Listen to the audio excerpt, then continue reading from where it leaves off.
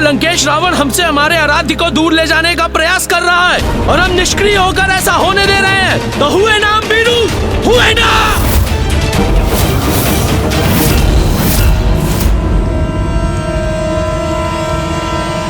किंतु नंदी जी, जब स्वयं महादेव ने वरदान देकर लंकेश्वर को आत्मलिंग प्रदान किया है तो हम इसमें हस्तक्षेप कर भी कैसे सकते हैं? और ये तो सर्वज्ञात है कि लंकेश रावण की शक्ति की तुलना में हमारी शक्ति नगण्य है, क्योंकि उन्हें स्वयं ही ब्रह्मदेव और महादेव का वरदान प्राप्त है। और नंदी जी, हम महादेव का दिया वरदान हम थोड़े लगा सकते हैं। तो क्या हम कैलाश को शिवहीन होते देख सकते हैं?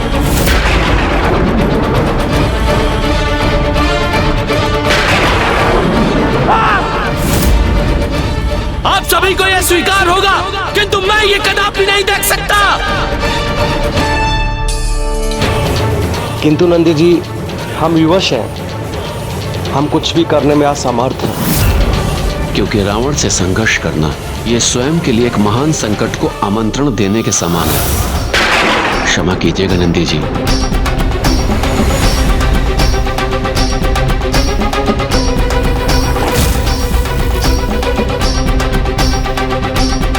हमें ये जीवन किसने प्रदान किया है? हमारे प्रभु महादेव ने। और यदि यह जीवन उनके लिए उपयोगी नहीं है तो व्यर्थ है ये जीवन, व्यर्थ है ये देह।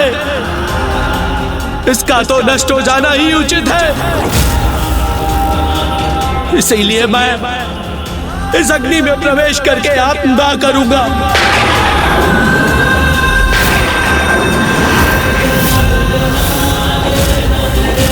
और आप सभी इसी प्रकार अपने नेत्र झुकाए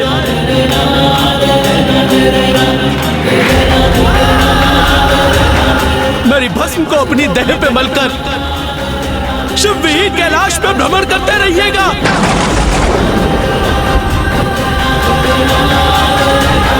कदाचित अब तक नंदी जी ने समस्त शिवगणों की सहायता से प्रभु की आत्मलिंग को यहीं स्थापित करने का कोई ना कोई उपाय अवश्य ढूंढ लिया होगा। क्या बात है गौरी पुत्र, मेरे द्वारा नंदी जी का नाम लेते ही आप गहन विचार में डूब जाते हैं।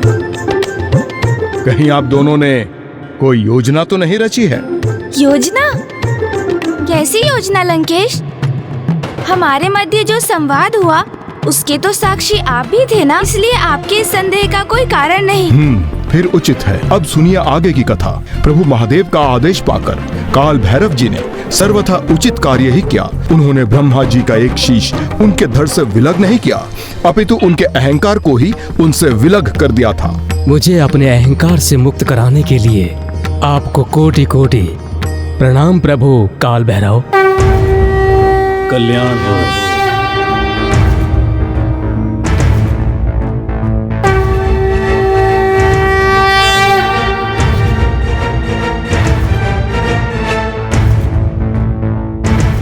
मैं अपने कर्तव्य का निर्वाह तो कर चुका हूँ महादेव, किंतु ऐसा करने से जो मुझ पर ब्रह्म हत्या का दोष चढ़ा है, क्या इसका कोई निवारण है आपके पास? कभी कभी अच्छे कार्यों के भी बुरे परिणाम होते हैं, और जो ये ज्ञात होते हुए भी ऐसा करते हैं वही ईश्वर की उपाधि प्राप्त करते हैं। इसलिए आज से भैरव के रूप में आपकी पूजा होगी और आप भयंकर बाहरी शत्रु से ही अपने भक्तों की रक्षा नहीं करेंगे, अपितु भीतरी शत्रु जैसे काम, क्रोध, लोभ, मोह और अहंकार, इन सब से भी उनकी रक्षा करेंगे, क्योंकि आंतरिक विकार तो बाहरी शत्रु से भी अधिक भयंकर होता है, जो मनुष्य को स्वयं का ही अपना शत्रु बना देता है। आप काशी एवं भविष्य में स्थापित होने वाले समस्त शक्तिपीठों के द्वारपाल एवं संरक्षक भी होंगे, किंतु आपको इस दोष का भार भी सदा वहन करना होगा। इसलिए आप सदा कंकाल कपाल में ही अपना आहार प्राप्त करेंगे और मदिरा आदि का सेवन करते हुए आपको एक अघोरी के समान अपना जीवन व्यतीत करना होगा।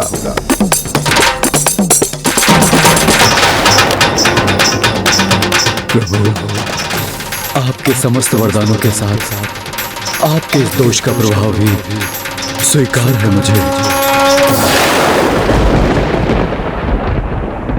बड़ी शक्ति के साथ बड़े कर्तव्य भी निभाने होते हैं। जैसे प्रभु भैरव ने जहाँ एक और ब्रह्मदेव को अहंकार से मुक्त रहने का पाठ सिखाया, वैसे ही स्वयं भी ब्रह्म हत्या के दोष का परिणाम भोग कर अपने कर्तव्य की मर्यादा का पालन किया।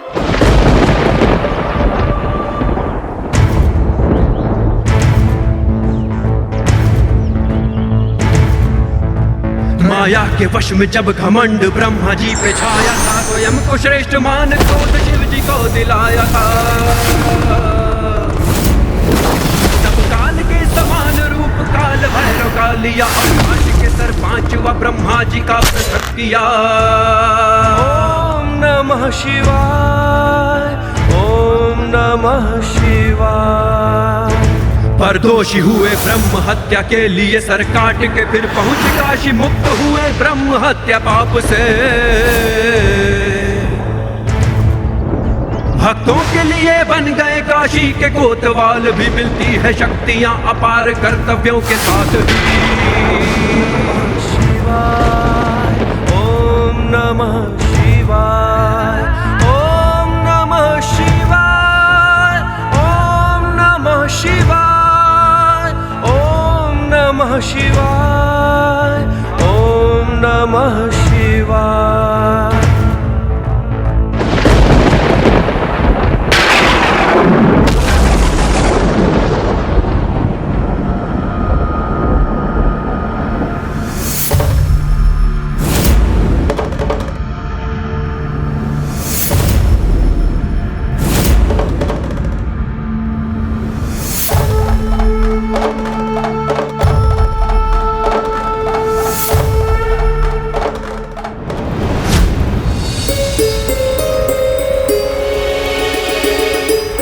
ऐसा मत कीजिए नंदी जी, अपितु क्यों ना हम सभी प्रभु के आत्मलिंग के साथ रावण को लंका पहुंचने से रोकने का प्रयास करें।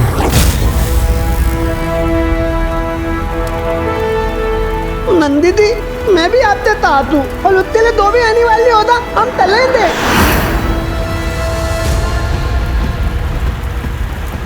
यदि प्राण भी न्यौछावर करने पड़ेंगे रावण को रोकने हेतु, तो हम संकोच नहीं करेंगे। नहीं चलेंगे, हम सब नहीं करेंगे, हम सब साथ हैं।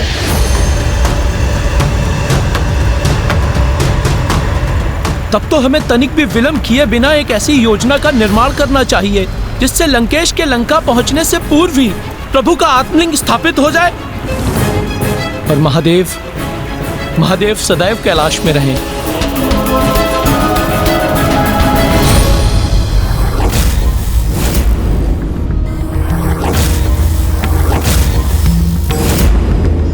सर्वथा अद्भुत है मेरे प्रभु शिव शंकर शंभू की प्रत्येक लीला और अद्भुत है उनके स्वरूप।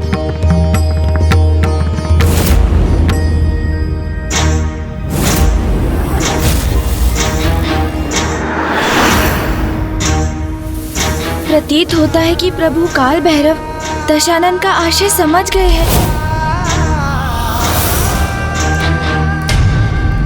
इसलिए कहीं क्रोध के आवेश में आकर ये रावण का सर्वनाश ही ना कर दे। हम प्रण लेते हैं कि हम प्रभु के आत्मलिंग के साथ लंकेश को लंका पहुंचने से रोकने के यथासंभव प्रयास करेंगे।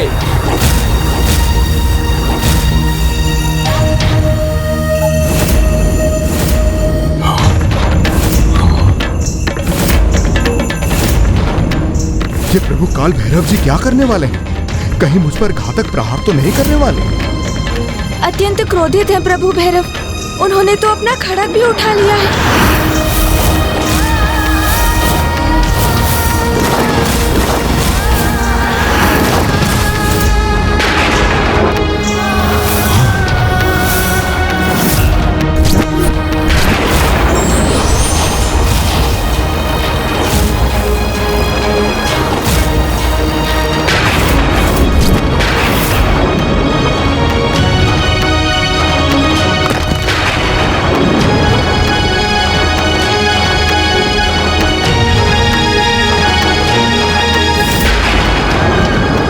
मुझे ही शीघ्र कोई उपाय कर प्रभु भैरव के क्रोध को शांत करना होगा।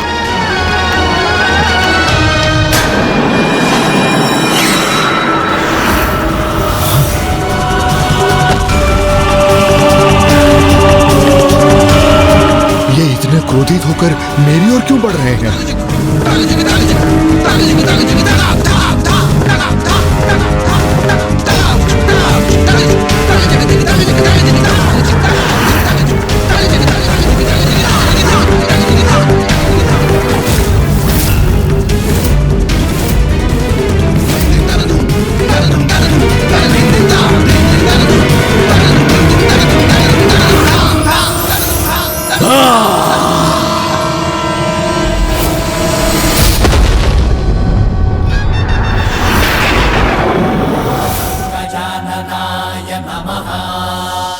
अब मेरे प्रभाव से समस्त संसार की गति धीमी हो जाएगी और इस अवधि में मैं प्रभु भैरव का क्रोध शांत करूंगा।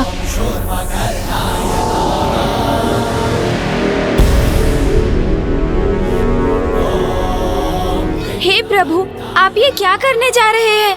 संपूर्ण संसार ने आपसे ही सीखा है कि जो अपार शक्ति संपन्न होते हैं उन्हें महान कर्तव्यों का भी भार उठाना होता है और जगत कल्याण हेतु महान त्याग का उदाहरण भी आपने ही प्रस्तुत किया है। इसलिए क्रोधावेश आपका स्वयं पर नियंत्रण खोना सर्वथा अनुचित होगा प्रभु। हे प्रभु, लंकेश रावण का संहार स्वयं महादेव का अपमान होगा, क्योंकि जिन आत्मलिंग को साथ ले जाते देखकर आप लंकेश पर क्रोधित हुए हैं वो तो स्वयं उन्हें महादेव से ही प्राप्त हुआ है। आपके द्वारा रावण का वध स्वयं आपके ही द्वारा अपनी मर्यादा का उल्लंघन होगा प्रभु। लंकेश रावण भी ब्राह्मण पुत्र है, इसलिए उनके वध से आप ब्रह्म हत्या के भागी बनेंगे। और इससे भी अधिक लंकेश की नियति तो पूर्व से ही स्थिर है। भविष्य में स्वयं नारायण श्री राम अवतार लेकर ही इनका वध करेंगे। किंतु यदि लंकेश का अस्तित्व ही नहीं रहेगा तो नारायण के अवतार लेने का कारण ही मिट जाएगा, जो सर्वथा अनुचित होगा ना प्रभु। मैं समझता हूँ प्रभु, आप नहीं चाहते कि महादेव के आत्मलिंग लंका पहुँचे। यही चिंता मेरी भी है और मैं विश्वास दिलाता हूँ कि मैं किसी उपाय से लंकेश से आत्मलिंग को अवश्य प्राप्त कर लूँगा। अन्यथा किसी भी अवस्था में आत्मलिंग को लंका नहीं पहुँचने दूंगा। ये वचन है मेरा आपको। क्या आपको गौरी पुत्र शिवनंदन गणेश के वचन पर तनिक भी विश्वास नहीं प्रभु?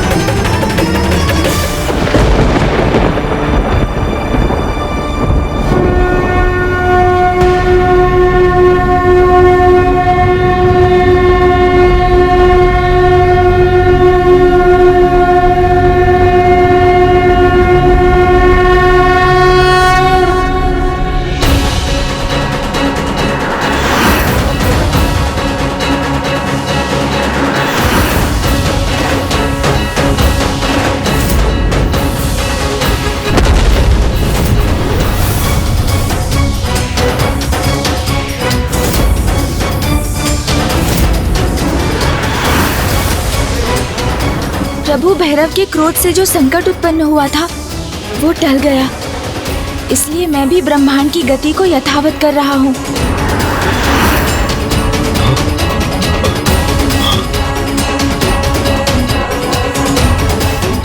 प्रभु भैरव, अब वो कहाँ है गौरीपुत्र? वो तो हमें आशीष देकर अंतर ध्यान हो गए लंकेश।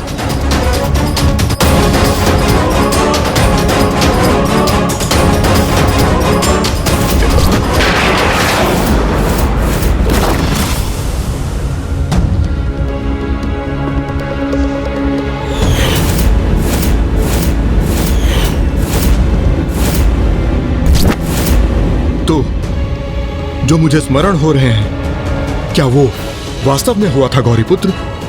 मुझे बताइए गौरीपुत्र, उनके अंतर्ध्यान होने के पूर्व क्या हुआ था यहाँ पर? मेरे ग्रीवा पर ये रक्त क्यों है? क्या प्रभु भैरव ने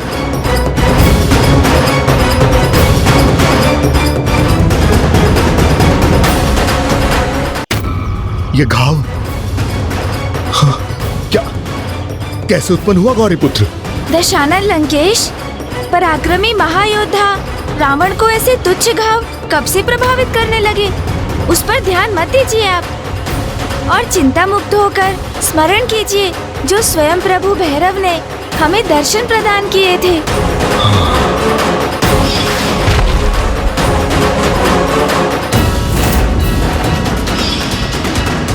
लीजिए लंकेश, जल ग्रहण कीजिए और अपने हृदय को शांत कीजिए।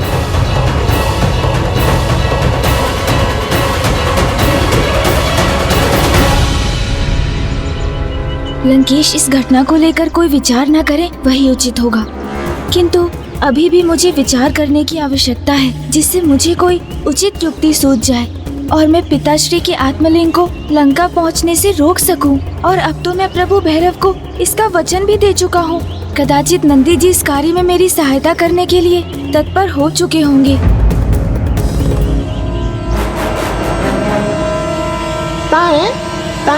अरे तो क्या?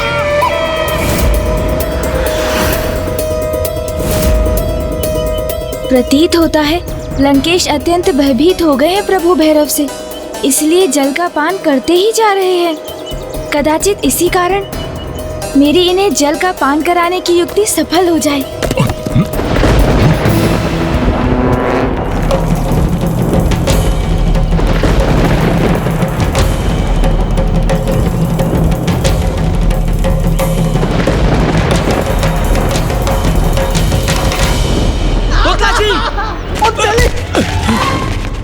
क्या कर रहे हैं आप लोग?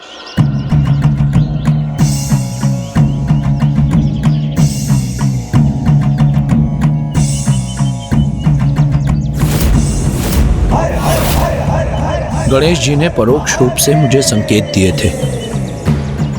प्रथम संकेत, आप इन्हें रोकना ही चाहते थे, तो आप सभी को अपनी बुद्धि का प्रयोग कर किसी युक्ति से इन्हें रोकने का प्रयास करना चाहिए था ना। और द्वितीय संकेत था, अब ये प्रभु के आत्मलिंग को लंका जाकर स्थापित कर दें, अथवा लंका के मार्ग में ही स्थापित कर दें। जो गणेश जी ने कहा था उसके अनुसार हमें लंकेश से युद्ध नहीं करना चाहिए, अपितु किसी युक्ति का प्रयोग कर चतुराई से प्रयास करना चाहिए, ताकि किसी भी प्रकार से लंकेश के हाथों से यह आत्मलिंग मुक्त हो जाए और लंका न जाकर यहीं धरती के स्पर्श से स्थापित हो जाए।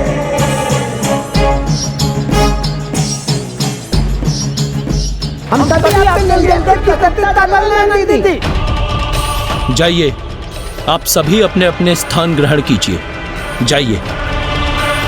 अब लंकेश को भी ज्ञात होगा कैसे हम अपनी बुद्धि का प्रयोग कर उसके बल और बुद्धि को परास्त करते हैं।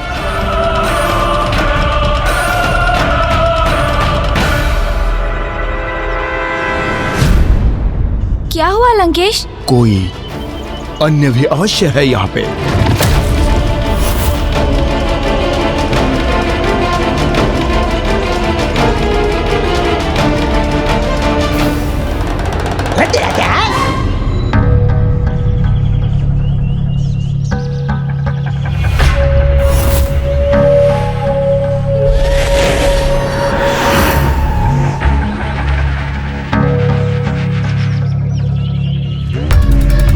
मुझे पूर्ण विश्वास है कोई अन्य अवश्य है यहाँ पे।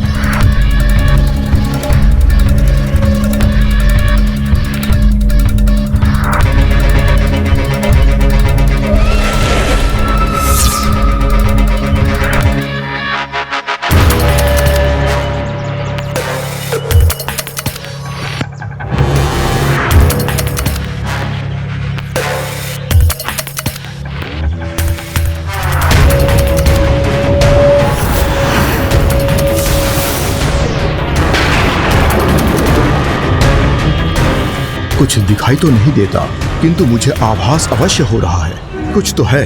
जो मेरे नेत्रों से छिपा है यहाँ।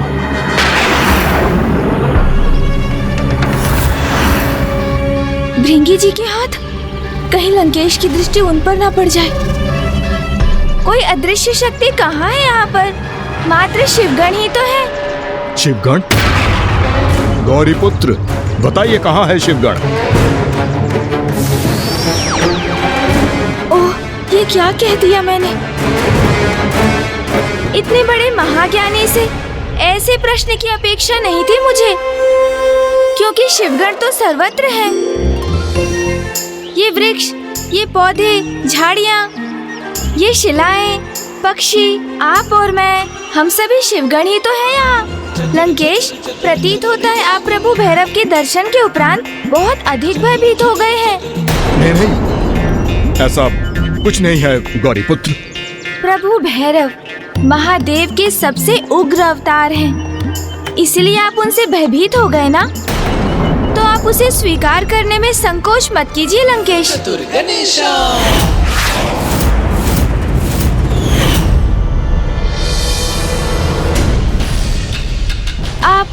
आप किस विचार में डूब गए लंकेश? प्रभु शिव शंकर शंभू के एक और उग्र अवतार का स्मरण हो आया था गौरीपुत्र। अच्छा, तो कौन है वो और क्या कथा थी उनकी? वीरभद्र जी हैं वो। वीरभद्र जी से तो मैं भी परिचित हूँ लंकेश। उनके अवतार से तो सभी परिचित हैं गौरीपुत्र, किंतु उन्होंने इस अवतार में संसार को एक अत्यंत ही महत्वपूर्ण सीख भी दी थी, परंतु बहुत ही कम मनुष्यों को ज्ञात हो गए इसके विषय में गौरी नंदन। अच्छा, वो क्या सीख थी लंकेश? कृपया बताइए।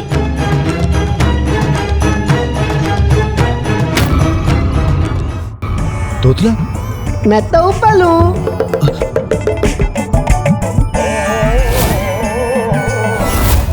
इस शिला के भीतर से ही मैं अब लुढ़कता हुआ जाऊंगा और एक तीव्र वेग के साथ लंकेश को टकराकर उसे भूमि पर गिरा दूंगा।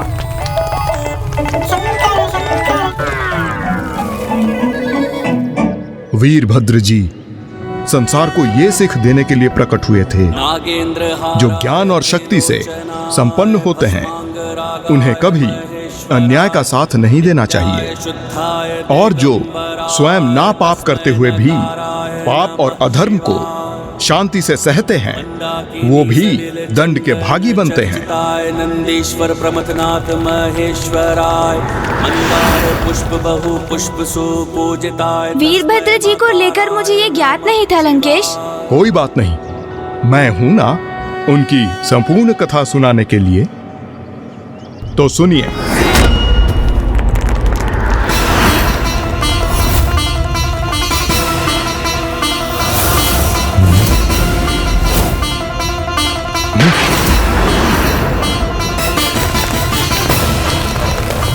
लंकेश, आप मुझे कथा सुनाइए ना।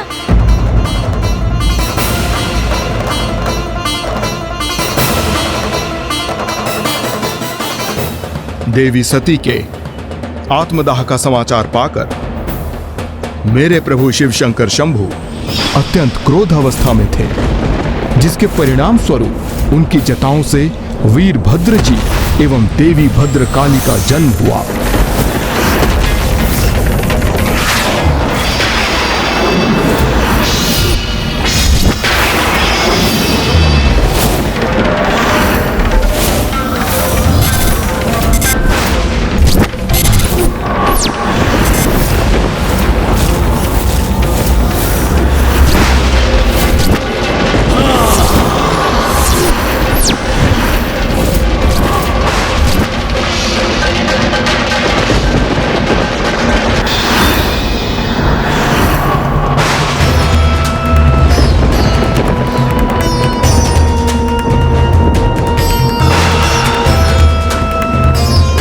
देवी भद्रकाली,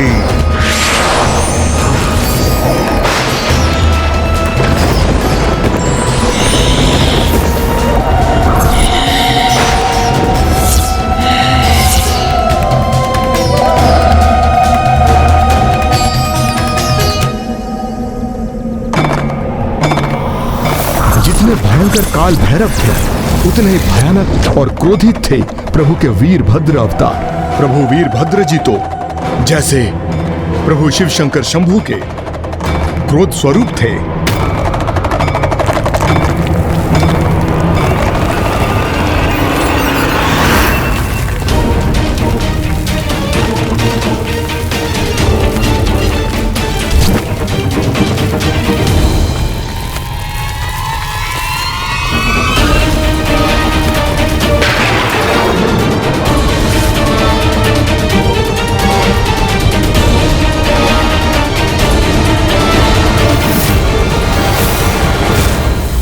ये शिला यहां क्यों है?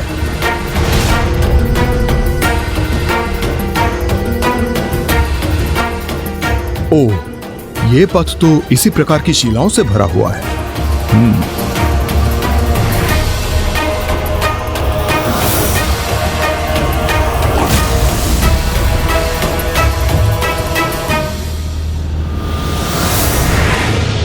बेताल जी यहाँ पहुँच तो गए हैं, किंतु योजना क्या है उनकी? अब इस चढ़ाई पर भला वो कैसे लुढ़क पाएंगे?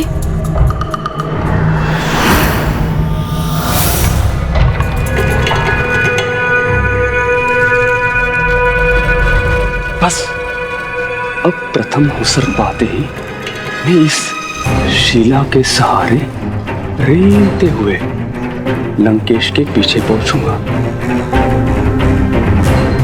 और अचानक उनके चरण खींच लूंगा ताकि वो अपना संतुलन खोकर भूमि पर गिर पड़े और आत्मलीन भूमि का स्पर्श करके इसी स्थान पर स्थापित होंगे।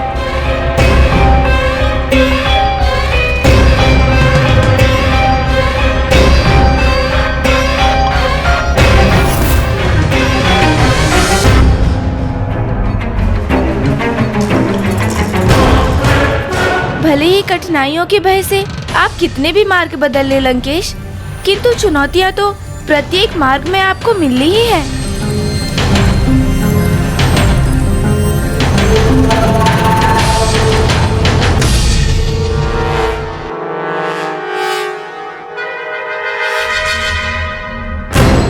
मुझे जो करना है इसी क्षण करना होगा, अन्यथा मैं अवसर गवा दूंगा।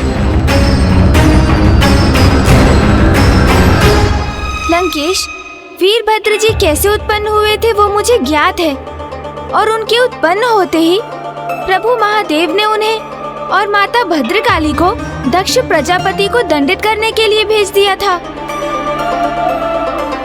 हाँ गौरी पुत्र, वीरभद्र जी और देवी भद्रकाली को देखकर दक्ष प्रजापति भयभीत हो गए थे और वीरभद्र जी ने प्रजापति दक्ष को उनके कृत्य के लिए भयंकर एवं कठोर दंड दिया। उसके उपरांत उन्हें भी दंडित होना था, जो शांत रहकर उस अन्याय के साक्षी बने, किंतु उसे रोकने के लिए कुछ नहीं किया। और वहां पर सर्वप्रथम वीरभद्र जी की दृष्टि चंद्रदेव पर पड़ गई और उस समय उनकी क्रोध अवस्था में वीरभद्र जी की दृष्टि का प्रभाव तो शनि देव की दृष्टि से भी अधिक घातक होता है।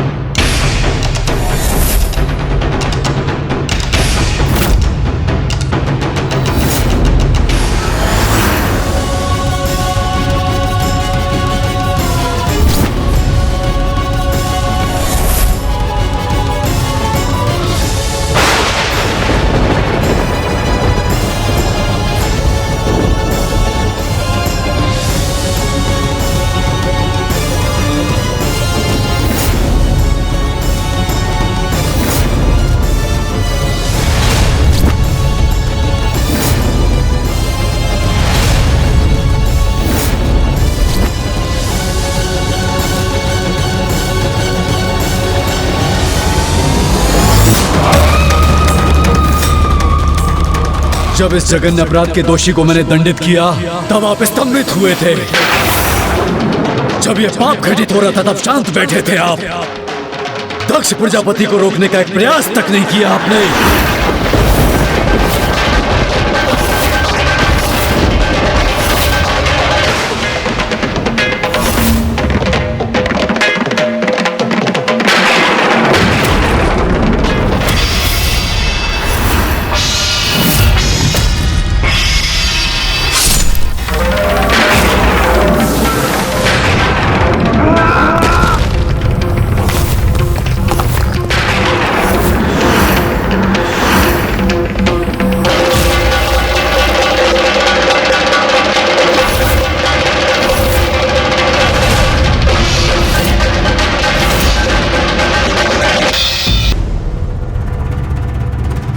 बेताल जी हमारे बहुत निकट ही हैं।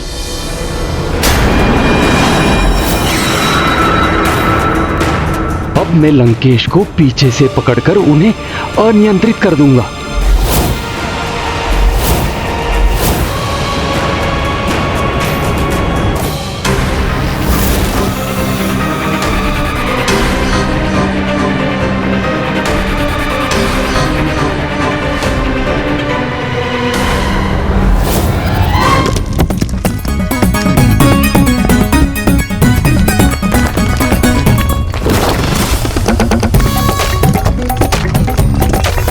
बेताल जी असफल अवश्य हुए, किंतु यदि लंकेश की दृष्टि उन पर पड़ जाती तो बहुत बड़ा अनर्थ हो जाता। ये क्या था? लंकेश, ये तो मात्र एक शिला थी। पर्वतीय स्थान पर तो शिलाएं गिरती रहती हैं।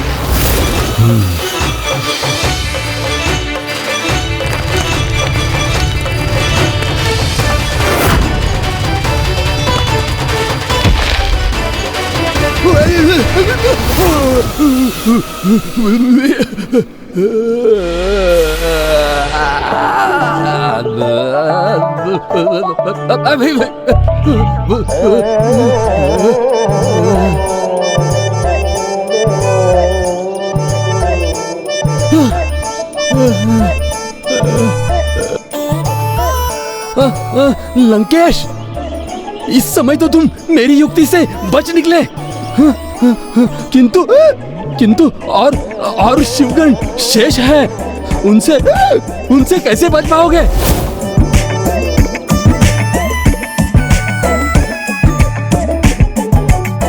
आला है। ओह, अब लंकेश मेरे निकट पहुंचने ही वाले हैं और मैं भी अपना कार्य करने के लिए पूर्ण रूप से तैयार हूं।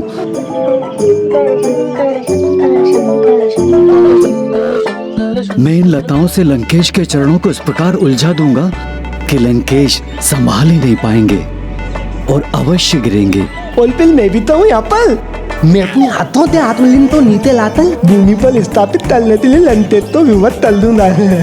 इस छोटी सी टहनी से आत्मलिंग को स्थापित कर सकते हैं। लंकेश जैसे महाबलशाली पर इसका कोई प्रभाव पड़ेगा? और आप तीन दुर्बल लताओं का तो बहुत प्रभाव होता रावण पे, है ना?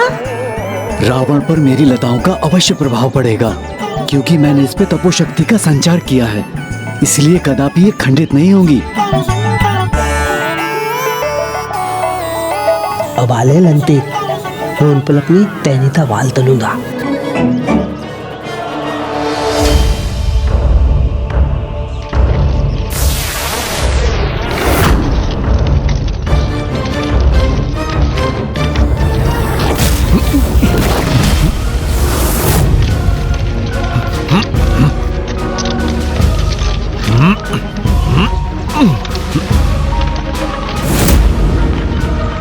अब मेरी लताएं रावण को उलझा लेंगी।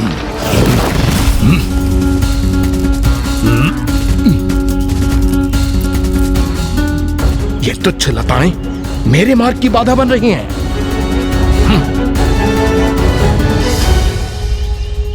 अब मुझे तैयार लेना चाहिए। देते ही दिलेंदे, मैं इन पर अपनी टहनी से वाल तलूंगा।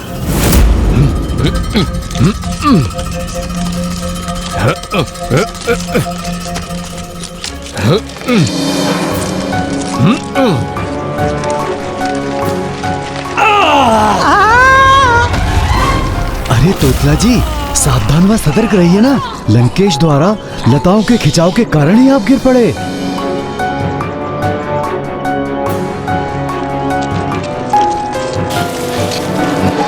इनसे तो मैं मुक्त होकर ही रहूंगा। इन लताओं में उलझकर भी गिरे नहीं लंकेश।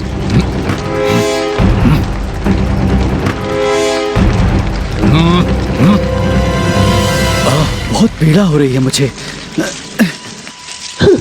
ताकत लगाइए, ताकत लगाइए, लंकेश जी ताकत लगाइए, तोलिए ना मत। लगा तो रहा हूं बल, किंतु कोई कार्य नहीं कर रहा।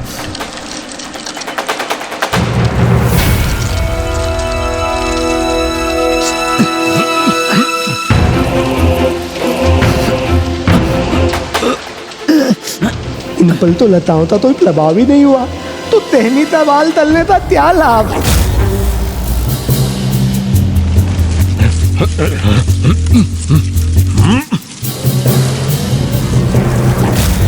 ये सभी मिलकर एक उचित योजना का भी निर्माण नहीं कर सकते। कैसी लताएं हैं ये जो मुझे उलझाकर रोकने का प्रयास कर रही हैं?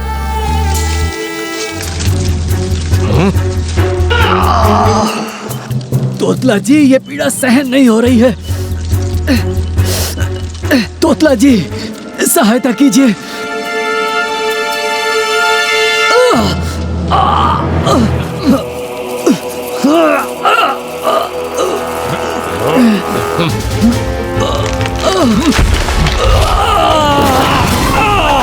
चित्कार मत कीजिए तोतला जी, मत कीजिए चित्कार।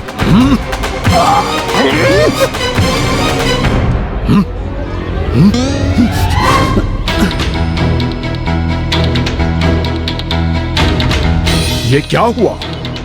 मुझे कुछ स्पष्ट दिखाई नहीं दिया। गौरी पुत्र, मैंने आपसे कहा था ना कि कोई तो अवश्य था वहां। लंकेश, किंतु वो जो भी था वो तो आपके भय से दूर चला गया ना। अब जाने भी दीजिए लंकेश, आप तो मुझे आगे की कथा में कृपया ये बताइए कि जब वीरभद्र जी ने चंद्रदेव पर प्रहार कर दिया तो फिर उसके पश्चात क्या हुआ?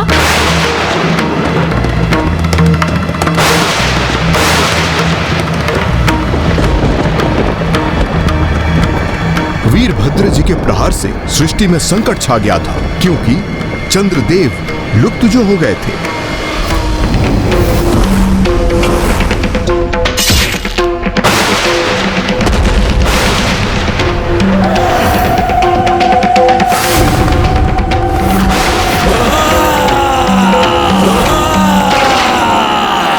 लंकेश जी, वीरभद्र जी ने जो दंड दिया उसके उपरांत क्या हुआ? चंद्रदेव कैसे सुरक्षित रहे? प्रभु शिव शंकर शंभु भोलेनाथ की कृपा से। किंतु उस समय तो वो तो अपार कष्ट और अपार क्रोध से प्रभावित थे ना। ये तो मेरे प्रभु की महिमा ही थी कि ऐसे समय पर चंद्रदेव को मेरे प्रभु महादेव ही स्मरण हुए और वे उनकी शरण में जा पहुंचे।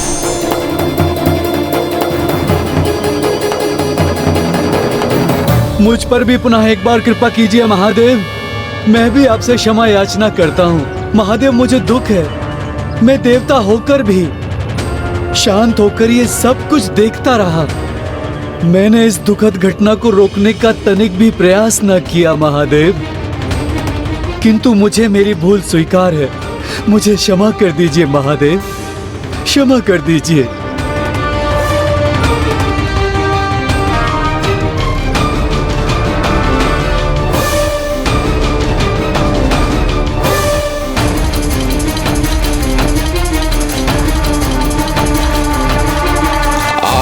लंकेश, तुम्हारी ही प्रतीक्षा में हूँ मैं। जैसे ही तुम मेरी सींगों के मध्य से जाने का प्रयास करोगे तो वैसे ही मैं अपने सींगों के मध्य से उठाकर तुम्हें गिरा दूंगा और फिर मेरे प्रयास के सफल होने से आत्मलिंग यहीं स्थापित हो जाएगा।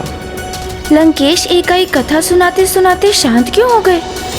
इस स्थान पर मुझे किसी अनिष्ट की उपस्थिति का आभास क्यों हो रहा है?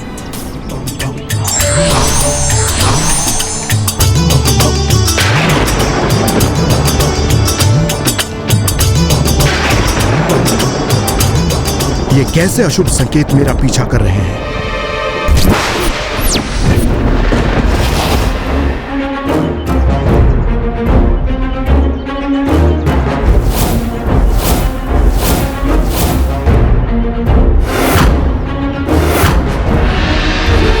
ये क्या लंकेश विपरीत दिशा में क्यों बढ़ते जा रहे हैं? उस मार्ग पर कुछ न कुछ अनुचित अवश्य है। अब हम दूसरे मार्ग से जाएंगे गौरी पुत्र। अर्थात लंकेश को तो पूर्व में ही संदेह हो गया, फिर तो ये योजना भी असफल होगी। पथ में परिवर्तन करेंगे तो बहुत विलंब हो जाएगा लंकेश। मुझे यह मार्ग उचित नहीं प्रतीत हो रहा है गौरी पुत्र, क्योंकि मैंने पूर्व में ऐसा कोई द्वार मार्ग में नहीं देखा था। हम उस मार्ग से नहीं अन्य मार्ग से आगे बढ़ेंगे गौरी पुत्र। लंकेश, अन्य मार्ग तो बहुत अधिक भयंकर वन से होकर जाता है। मेरा सुझाव मानिए, हमें इसी पथ पर स्थित रहना चाहिए।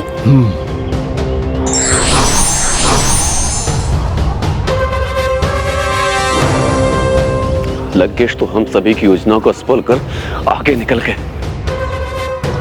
हमारी योजनाएं अभी असफल नहीं हुई हैं श्रृंगी जी। पिशाच राज अभी भी लंकेश के पीछे हैं।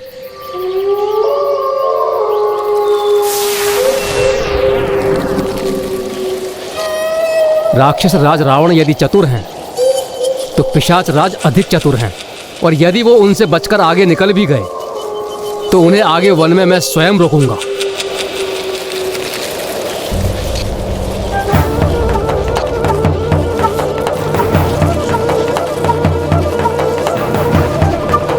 समस्त शिवगणों में ऐसा तो कोई है जिसने ऐसी योजना का निर्माण किया है जिसके सफल होने की कोई संभावना है।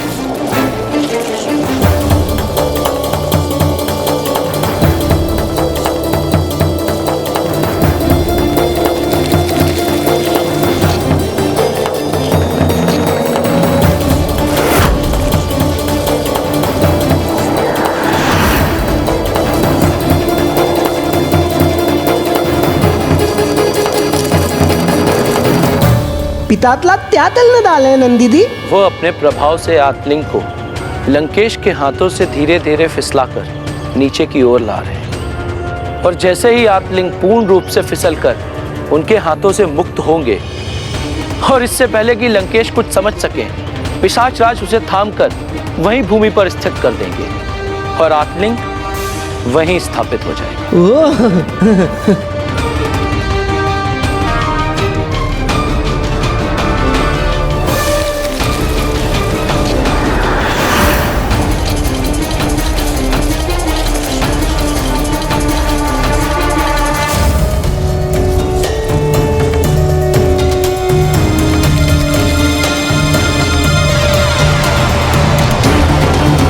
पिशाच राज द्वारा उत्पन्न बवंडर से मुझे लंकेश को भ्रमित करना होगा ताकि उनके हाथों से आत्मलिंग छूटकर भूमि पर गिर जाए।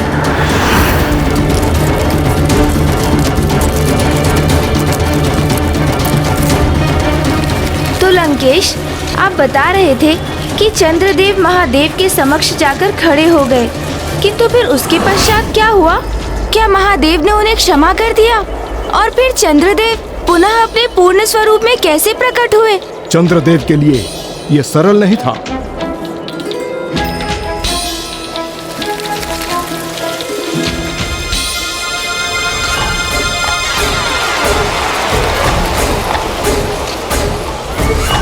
एक बार और धकेलूंगा तो आत्मलिंग लंकेश के हाथों से गिर जाएंगे।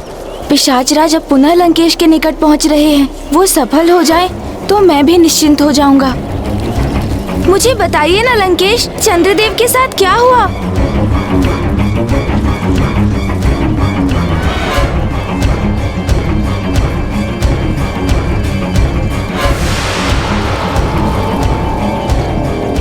लंकेश, मुझे बताइए ना, चंद्रदेव पुनः पूर्ण रूप से कैसे कुशल हुए?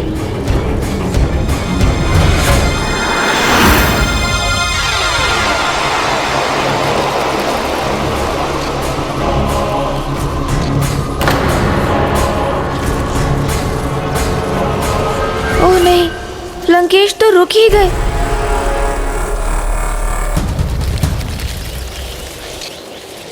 मुझे पूर्ण विश्वास है अब अपने पत्र रूप में पिशाच जी आत्मलिंग को स्पर्श करते ही उसे दशानन के हाथों से मुक्त कराने में अवश्य सफल होंगे।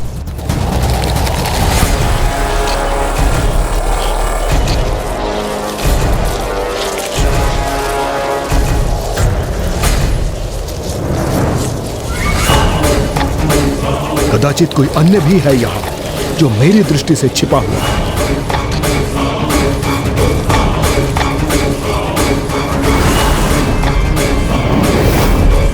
लंकेश अचानक सतर्क हो गए हैं।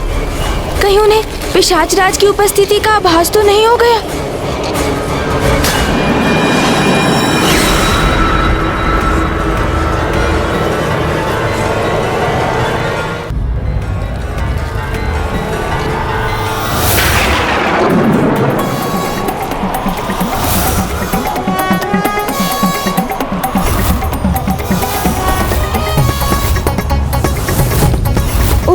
इन्होंने तो पिशाच राज को ही पकड़ लिया।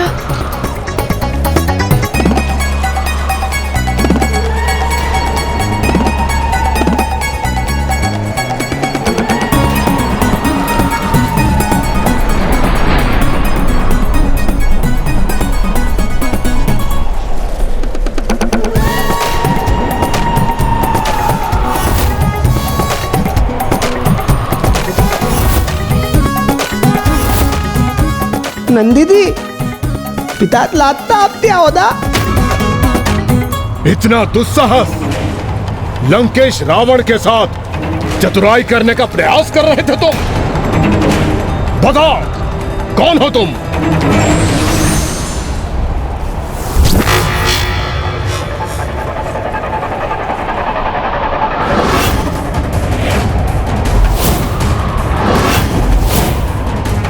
राक्षस राज रावण हूं मैं। तुमने ये कल्पना भी कैसे कर ली पिशाच कि तुम मुझे छलने में सफल हो सकोगे?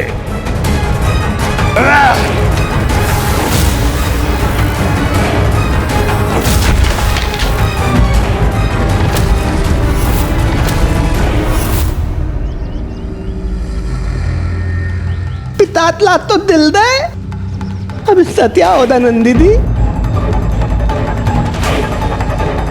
पिशाच जी की योजना भी असफल हो गई और वो संकट में भी आ गए।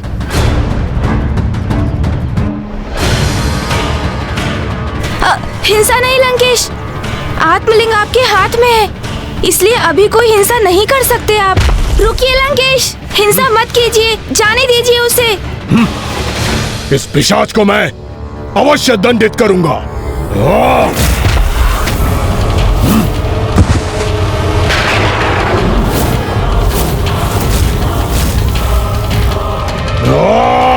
रुकिए लंकेश, इतने शुभ कार्य को संपन्न करने की यात्रा कर रहे हैं आप, इसलिए इतना क्रोध और ऐसी हिंसा आपको शोभा नहीं देते।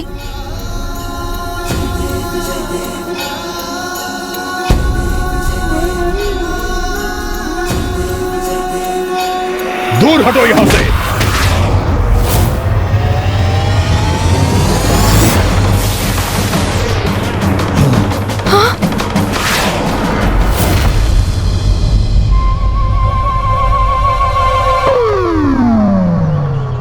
आपने उचित कहा था गौरी पुत्र, हमारे निकट शिवगण हैं, क्योंकि भूत पिशाच ही शिवगण होते हैं। लंकेश, आप ये जल ग्रहण कीजिए और अपने हृदय को शांत कीजिए।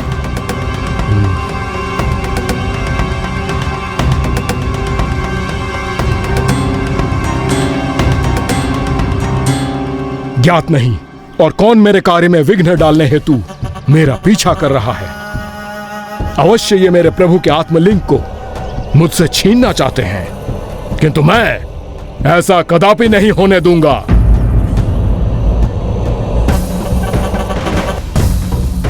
शिवगणों ने ऐसे प्रयास किए कि लंकेश और भी सतर्क हो गए और अब तो ये किसी को अपने निकट भी नहीं आने देंगे।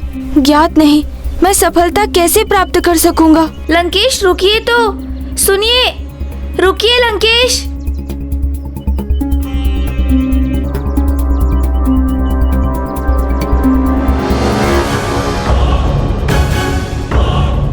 ये लंकेश अकस्मात कहाँ चले गए? हाँ, शिवगण हैं हम, पराजय स्वीकार नहीं करेंगे और यदि आवश्यकता पड़ी तो अपनी सम्मिलित शक्ति का प्रयोग कर आत्मलिंग को प्राप्त करने का पूर्ण प्रयास करेंगे। अवश्य करें नंदी जी, हम आपके साथ हैं नंदेश्वर। देती आपकी आज्ञा होती अमेता ही तले ने नंदी दी। हाँ, हम सब आपके साथ हैं। चलिए मेरे पीछे, चलकर देखते हैं कि दशानन कहाँ तक पहुंचे। हाँ, तलिए तलिए तलिए तलिए तलिए।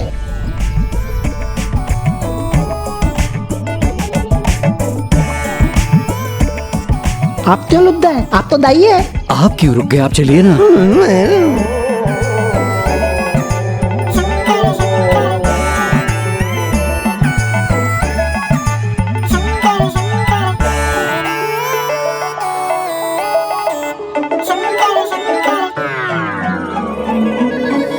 क्या हुआ है आप सभी को? आप सभी इतने भयभीत क्यों हैं?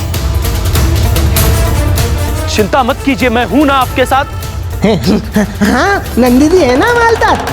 तलिए तलिए तलिए तलिए।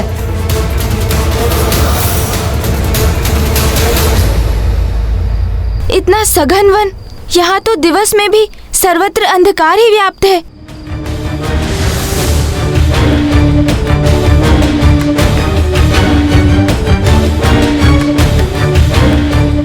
बड़ा विचित्र वन है जहाँ किसी के प्रवेश करने पर सब कुछ प्रकाशित हो जाता है, किंतु लंकेश कहाँ है?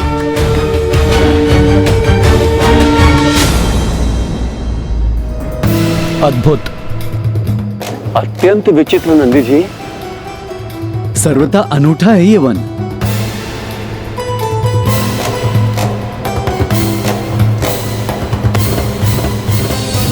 नंदी से कितना बलम लगे तत्ते भलाई विचित्र वन है ये तो।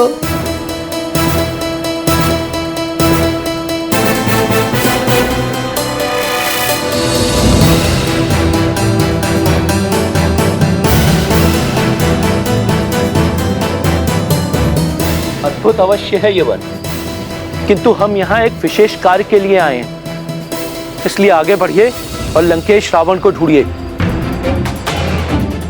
चलिए। लंकेश कहाँ है आप? कहाँ है आप लंकेश? कहाँ दृश्य हो गए लंकेश? मैंने तो प्रभु भैरव को वचन दिया था कि मैं लंकेश को प्रभु के आत्मलिंग के साथ कदापि लंका नहीं पहुँचने दूंगा। इसलिए यदि लंकेश को ढूंढने में असमर्थ रहा तो अपना वचन कैसे पूर्ण करूंगा? मैं कैसे करूंगा? ये कैसी आहट है?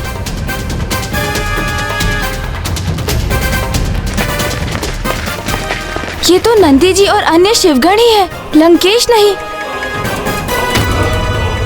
गणेश जी।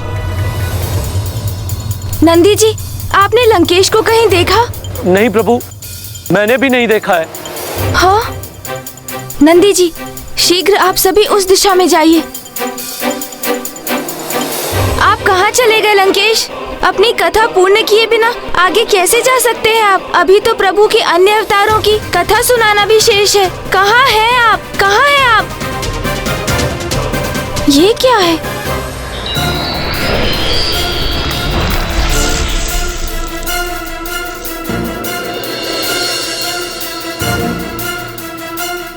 बहुत विचित्र वृक्ष है ये।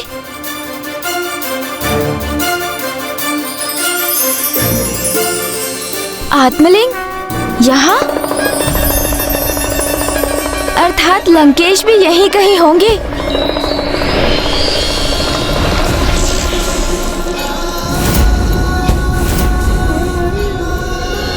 अच्छा, तो आप यहाँ हैं लंकेश? तो आप यहाँ हैं लंकेश? यहाँ है लंकेश? ये कैसी ध्वनि थी?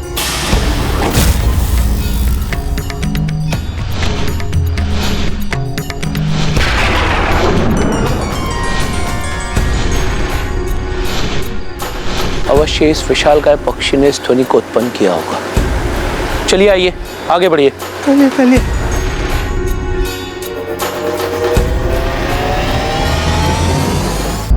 मैंने आपको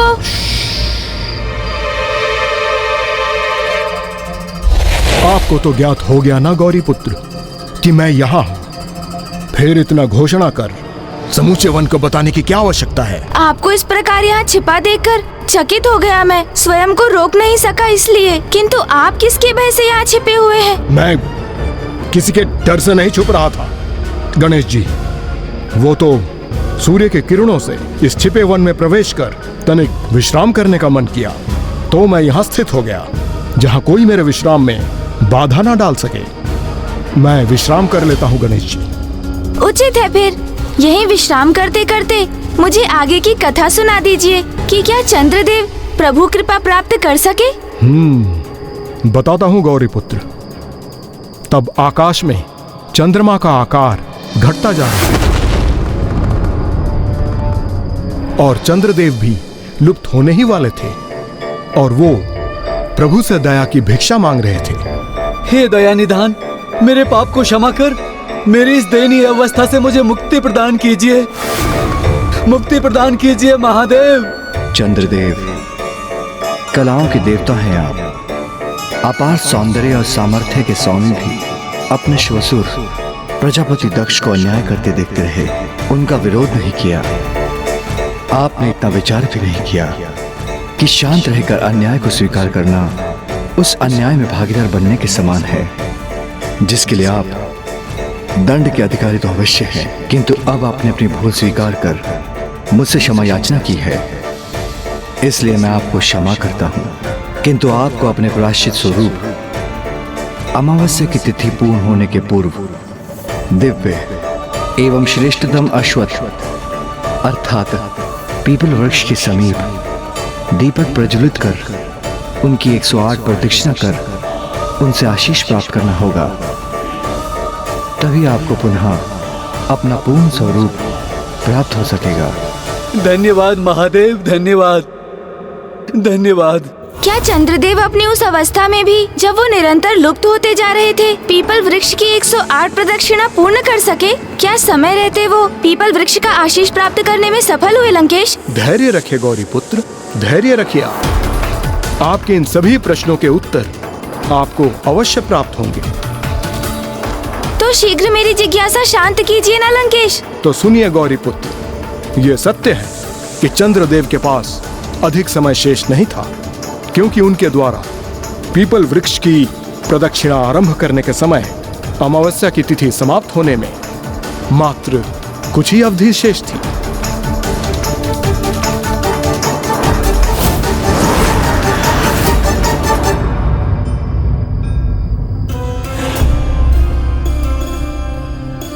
मैं पीपल वृक्ष को समर्पित करने हेतु गुड़ के ये 108 भाग लाया हूँ।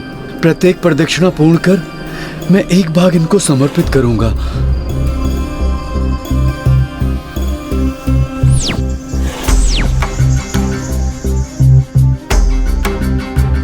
हे महान दिव्य पीपल वृक्ष, मेरा प्रणाम स्वीकार करें।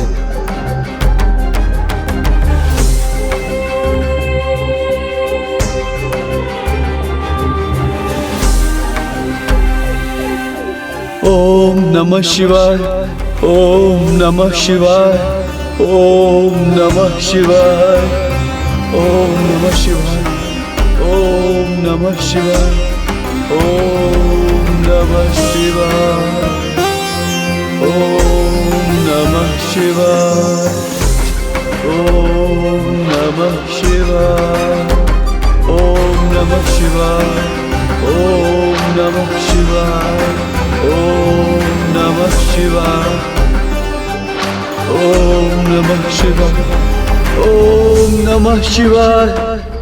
अब चंद्रदेव के पास एक प्रहर से कुछ समय शेष था और अभी उन्हें अनेक परिक्रमा पूर्ण करनी थी। ओम नमः शिवाय, ओम नमः शिवाय, ओम नमः शिवाय, ओम नमः शिवाय, ओम नमः शिवाय, ओम नमः शिवाय,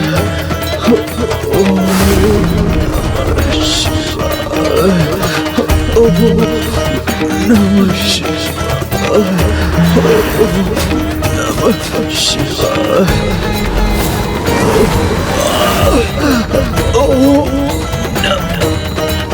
ओम नमः शिवाय।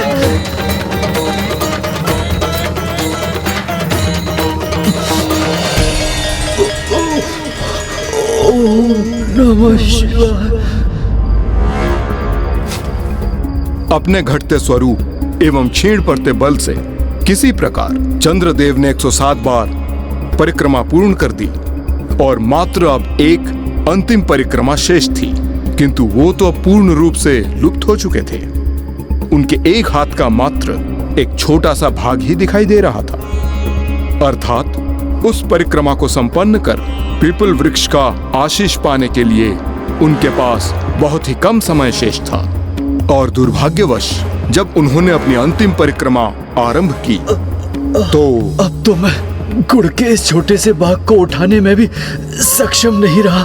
फिर इसे पीपल वृक्ष को कैसे समर्पित करूं? ओम नमः शिवाय, ओम नमः शिवाय, ओम नमः शिवाय, ओम नमः शिवाय, ओम नमः शिवाय, ओम नमः शिवाय, ओम नमः शिवाय, ओम नमः शिवाय।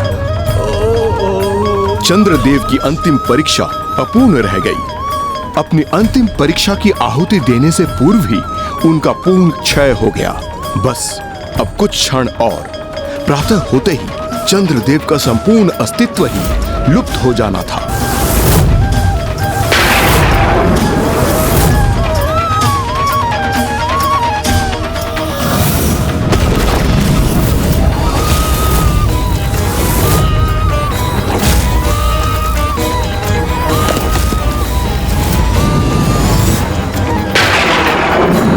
प्रभु महादेव ने चंद्रदेव को तो वीरभद्र जी के कोप एवं प्रभाव से रक्षित होने का उपाय बता दिया था, किंतु वीरभद्र जी अभी भी अशांत एवं उग्र थे। उनके अनुसार चंद्रदेव के साथ साथ वे सभी भी दोषी थे जिन्होंने अपने नेत्रों के समक्ष प्रजापति दक्ष द्वारा माता सती का अपमान एवं उनका आत्मदाह होते देखा था। अब वीरभद्र जी की दृष्टि उन देवियों पर पड़ चुकी थी। आप किन देवियों की बात कर रहे थे लंकेश, जिन पर संकट छा गया था? स्वयं देवी सरस्वती एवं देवताओं की माता देवी अदिति। अर्थात वीरभद्र जी ने?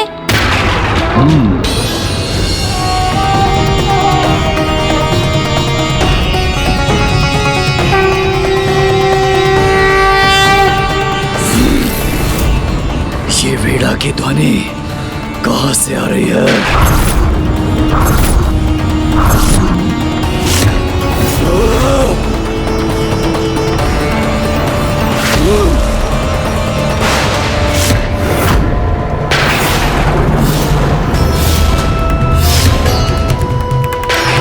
ज्ञान की देवी हैं आप, फिर भी अपने समक्ष सब कुछ होने दिया, कुछ नहीं कहा नहीं, इसलिए आपको भी दंडित करूंगा मैं, इसलिए आपको भी दंडित करूंगा मैं।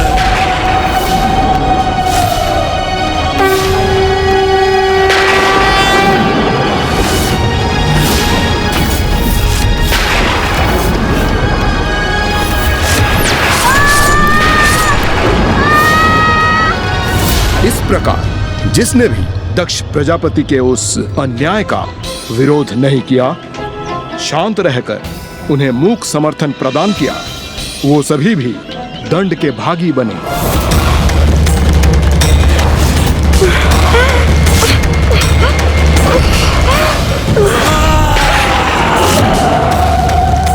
लंकेशी, वीरभद्र जी ने जो दंड दिया उसके उपरांत क्या हुआ? माता सरस्वती और माता अदिति को उनकी नासिकाएं पुनः कैसे प्राप्त हुई? हे भोलेनाथ, हे दया निधान, हमें क्षमा कर दीजिए, हमसे बहुत बड़ी भूल हो गई। हाँ प्रभु, हमें क्षमा कर दीजिए। भूल तो आपसे अवश्य हुई है। छिपकर, शांत रहकर स्वयं ज्ञान की देवी ने आज अन्याय का साथ दिया है, इसलिए आज से संसार को यह भी ज्ञात होना चाहिए कि सबसे बड़े ज्ञानी को कभी शांत रहकर अन्याय, पाप और अधर्म का साथ नहीं देना चाहिए। यदि कोई वास्तव में ज्ञानी है तो उसे अन्याय का विरोध प्रखर शब्दों में करना चाहिए, किंतु अब आपने अपनी भूल स्वीकार कर मुझसे क्षमा याचना मांगी है, इसलिए मैं आपको आशीर्वाद देता हूं कि आप पुनः पूर्ववत हो जाएं।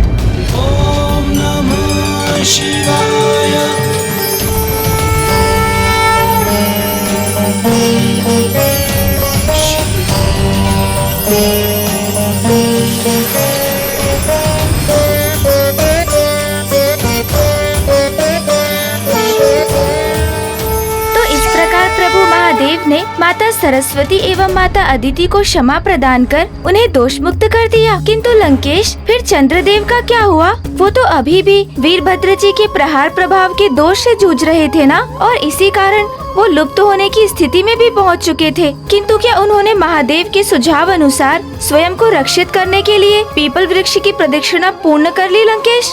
अभी तक नहीं गौरी नंदन, क्योंकि जब तक उनकी प्रदक्षिणा पूर्ण होती, सूर्य देव की किरणों ने धरती को छू लिया था, अर्थात दिवस के आरंभ होने के कारण चंद्रदेव के पास अब समय समाप्त हो चुका था। हे वृक्षों में श्रेष्ठ, हे महान दिव्य वृक्ष, मुझे आशीष देकर पुनः मेरे पूर्ण स्वरूप को प्रदान करने की कृपा करें।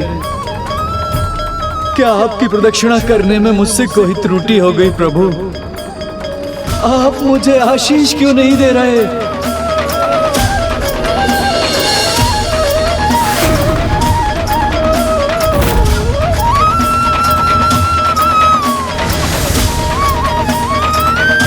मुझ पर कृपा करें।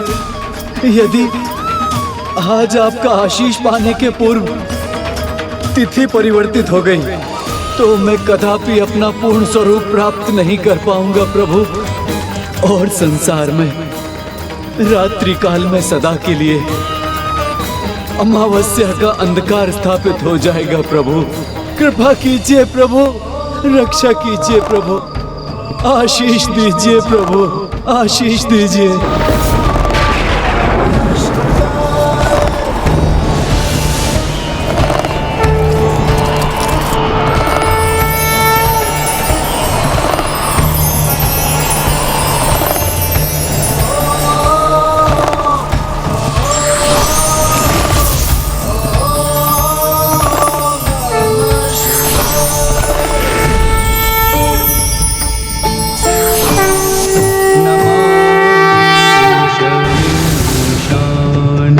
निर्वाण रूपम नमामि शमीशान निर्वाण रूपम विभुं व्यापकं ब्रह्म वेद स्वरूपं विभुं व्यापकं ब्रह्म वेद स्वरूपं।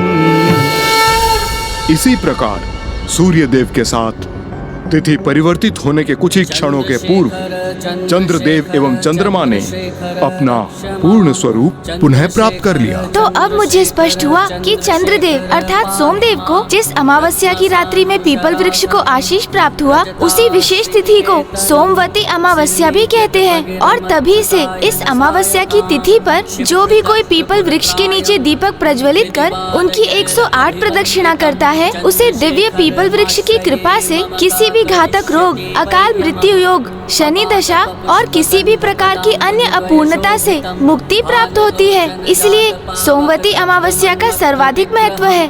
ये तो मेरे प्रभु शिव शंकर शंभू के कृपा करने का परिणाम है गौरी पुत्र, जिन्होंने चंद्रदेव और देवी सरस्वती को क्षमा कर दिया और उन्हें आशीष दिया, और उसके उपरांत उन्होंने सभी को आशीर्वाद देकर क्षमा कर दिया जो उस दुर्भाग्यपूर्ण घटना के कारण प्रभु कोप के भागी बने थे। इसी क्रम में दक्ष प्रजापति को भी प्रभु की कृपा स्वरूप अज का शीश प्राप्त हुआ था।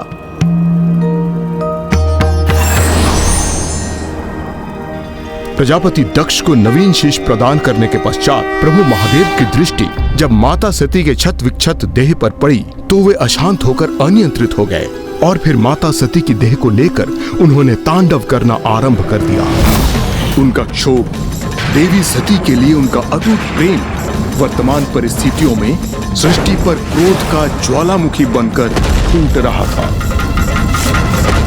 हाँ लंकेश, ये तो मुझे भी स्मरण है कि फिर किस प्रकार प्रभु नारायण के हस्तक्षेप से 51 शक्ति पीठों की स्थापना हुई थी, क्योंकि प्रभु महादेव का मन अभी भी अशांत था और दूसरी ओर वीरभद्र जी का क्रोध तो अभी भी अपने चरम पर ही था। इसलिए माता भद्रकाली उन्हें उस अवस्था में देखकर अत्यंत चिंतित थीं, क्योंकि वीरभद्र जी के क्रोध से तो समस्त संसार के लिए ही संकट उत्पन्न हो सकता था। तब मां भद्रकाली ने वीरभद्र जी के समक्ष अपने सौम्य स्वरूप में प्रकट होकर उन्हें शांत किया, जिसके उपरांत उनका परस्पर विवाह हुआ।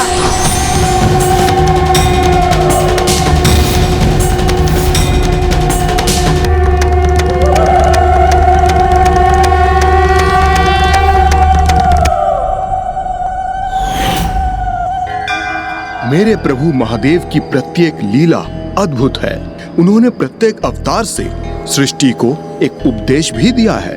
आपने सर्वथा उचित कहा था लंकेश। चंद्रदेव और माता सरस्वती के उदाहरण से वीरभद्र जी ने संसार को एक बहुत बड़ी सीख देकर जीवन का एक नवीन सूत्र स्थापित किया कि ज्ञानी एवं बलशाली का अन्याय और अधर्म को देखकर शांत रहना सर्वथा अनुचित है, अधर्म है। ऐसे ही हैं मेरे प्रभु। त्र्यंबकम सदा शिवम नमामि हे उमापति जय नीलकंठ जय अनंत नमोस्तुते नमोस्तुते। हो भोलेनाथ भक्तों के हो कष्ट से निवारते, ये सृष्टि सारी संकटों से शिव ही है उबारते। ओम नमः शिवाय ओम नमः शिवाय ओम नमः शिवाय ओम नमः शिवाय ओम नमः शिवाय ओम नमः शिवाय। दक्ष पुत्री मां सती किया था शिव जी से विवाह, मगर न दक्ष ने कभी स्वीकार शिव जी को किया।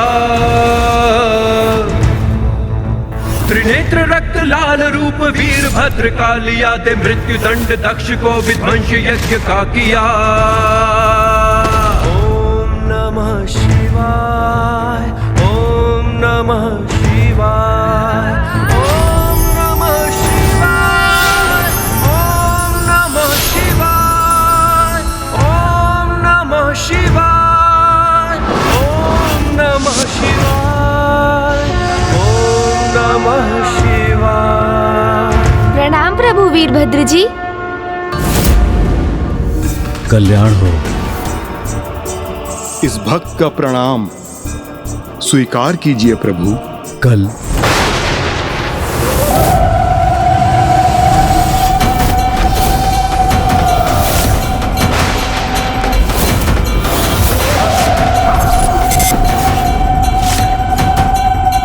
लंकेश, प्रभु शिव का आत्मलिंग तुम्हारे हाथ में क्यों है?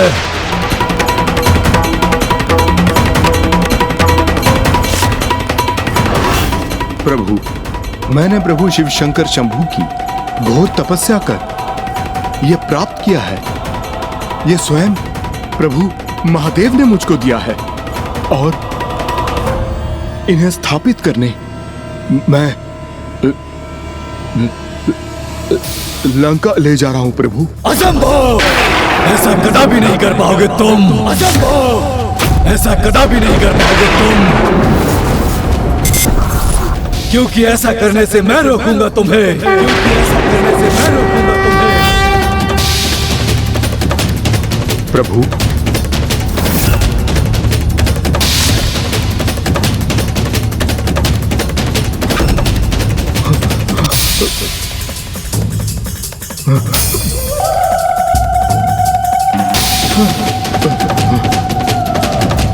नंदेश्वर जी को तो मैंने समझा बुझाकर लौटा दिया, प्रभु भैरव को भी मना लिया, किंतु अब वीरभद्र जी को कैसे रोकूं?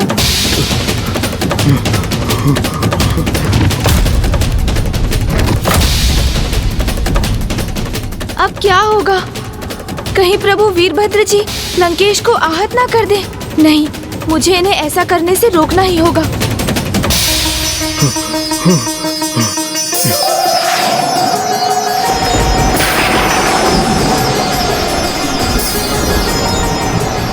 लंकेश रावण, अब तुम्हें दंडित करूंगा मैं।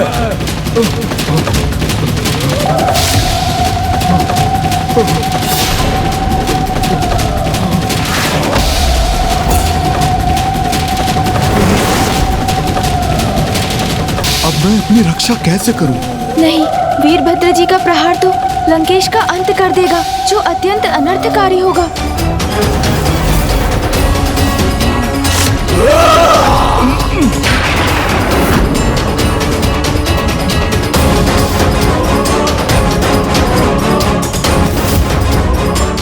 अचानक क्या हुआ जो प्रभु वीरभद्र जी लंकेश पर प्रहार करने से रुक गए?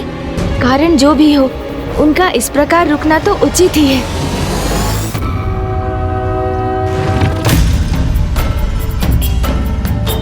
स्वस्ति न इंद्रो वृषभाः लंकेश, अश्वत्थामा अर्थात पीपल वृक्ष का मान रखने के लिए मैं तुम पर वार नहीं कर रहा हूँ।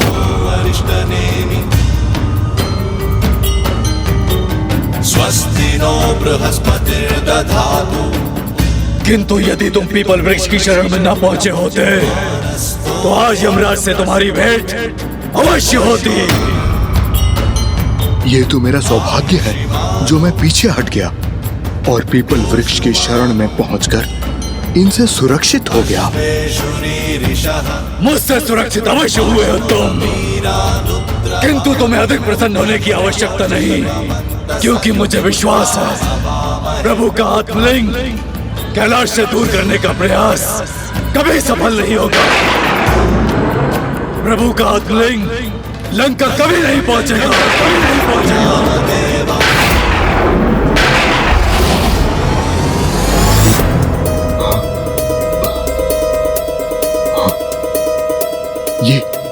ये क्या कहा प्रभु वीरभद्र जी ने?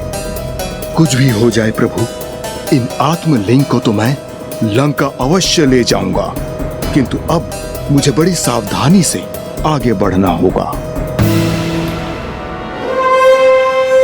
लंकेश जी, जल ग्रहण कीजिए आप। अब आप इतने भयभीत क्यों दिखाई दे रहे हैं लंकेश? क्योंकि अब तो आप पीपल वृक्ष की छाया में स्थित हैं, किंतु जिनकी शरण में जाने से आपकी भी रक्षा हुई, वो वृक्ष जिनमें स्वयं प्रभु नारायण का वास है, वो श्री हरि नारायण लंकेश, जिनके नाम का श्रवण भी आपको प्रिय नहीं, उन्हीं ने आज आपकी रक्षा की। कदाचित अश्वत्थ वृक्ष को लेकर आपका ज्ञान अभी अधूरा है गौरीपुत्र, क्योंकि इसमें मात्र नारायण ही नहीं अपितु मेरे प्रभु शिव शंकर शंभू के साथ समस्त देवताओं का भी वास है। इनकी जड़ों में ब्रह्मदेव, तने में विष्णुदेव और इनके सबसे ऊपरी भाग में अर्थात इनकी शाखाओं और पत्रों में मेरे प्रभु शिव शंकर शंभू का वास है। और त्रिदेव के साथ पीपल वृक्ष के फलों में अष्टदिक्पाल एवं यमराज, देवी लक्ष्मी, देवी सरस्वती और 9 दुर्गा देवियों का भी वास है।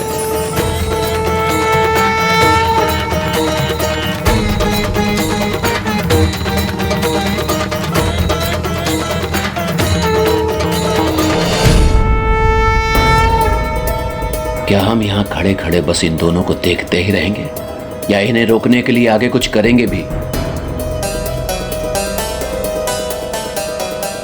करेंगे, करेंगे, अवश्य करेंगे। और ऐसा प्रहार करेंगे लंकेश पर कि वो प्रभु के आत्मलिंग को लेकर इस स्थान से एक पग भी आगे नहीं बढ़ सकेंगे। पीपल वृक्ष की पूजा करने से समस्त देवी देवताओं की पूजा संपन्न हो जाती है। इनके स्पर्श से सात्विक चेतना जागृत होती है और इनके पत्रों को वेद भी कहा जाता है। इतना ही नहीं, जो भी भक्त प्रतिदिन पीपल वृक्ष को जल समर्पित कर 3 बार इसकी परिक्रमा करता है, उसकी दरिद्रता के साथ उसके समस्त दुर्भाग्य नष्ट हो जाते हैं और उसे दीर्घायु भी प्राप्त होती है। हाँ लंकेश, मुझे भी अब स्मरण है, माँ ने भी एक बार पीपल वृक्ष की महिमा का उल्लेख किया था। उन्होंने कहा था कि 10 पुष्पों के पौधे, 5 आम के वृक्ष और 2 अनार के वृक्ष रोपने से जितना पुण्य प्राप्त होता है, मात्र 1 नींबू एवं 1 वट अर्थात बरगद एवं पीपल वृक्ष को रोपने से प्राप्त होता है। और जो भी ऐसा करता है वो कभी नरक का भागी नहीं बनता। अधिकतर मनुष्य वट वृक्ष को ही पीपल वृक्ष मानने की भूल कर बैठते हैं, किंतु जुड़वा भ्राताओं के समान होते हुए भी उन दोनों में अनेकों विभिन्नताएं हैं। जहाँ पीपल अधिक दिव्य है, वहीं वट वृक्ष अधिक विशाल होने के कारण अधिक छाया प्रदान करते हैं। और इससे भी अधिक, जो भी अपने जीवन में मात्र एक पीपल वृक्ष को रोपने का पुण्य कर्म करते हैं, उनके समस्त पितृदोष नष्ट होते हैं, उनका वंश कभी नहीं मिटता और उन्हें स्वर्ग की प्राप्ति होती है।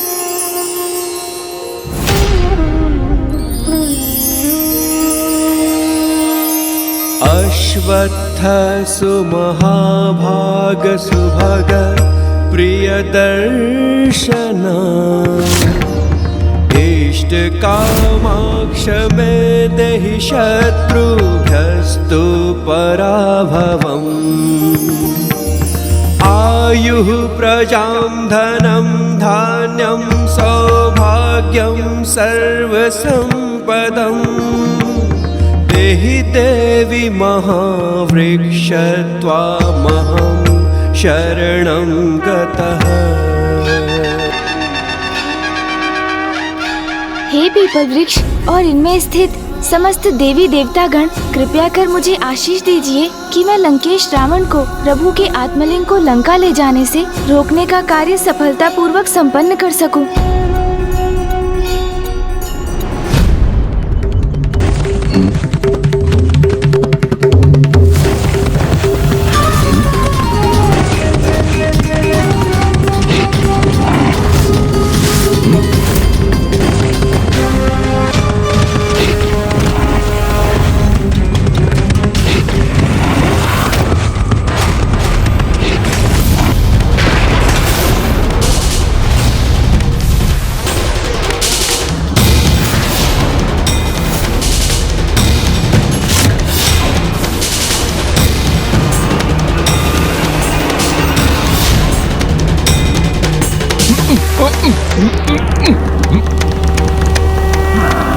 प्रभु की आत्मलिंग अंततः लंकेश के हाथों से मुक्त हो ही गए। क्योंकि मुझे विश्वास है प्रभु का आत्मलिंग कैलाश से दूर करने का प्रयास कभी सफल नहीं होगा। प्रभु का आत्मलिंग लंका कभी नहीं पहुंचेगा।